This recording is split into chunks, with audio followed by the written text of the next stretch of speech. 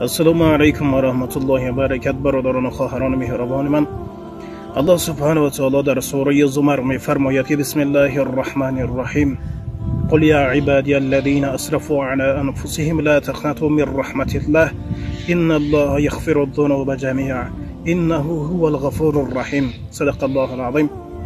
میگه بگوی ای محمد صلی الله علیه و سلم از نام من با آن بندگانی که به جان خود ضرر کردند، یعنی که گناه کردند، هیچ وقت از رحمت الله تعالی ناامید نباشید.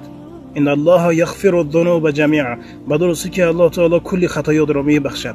انه هو الغفور الرحیم، به درستی که او ذات مهربان و بخشنده.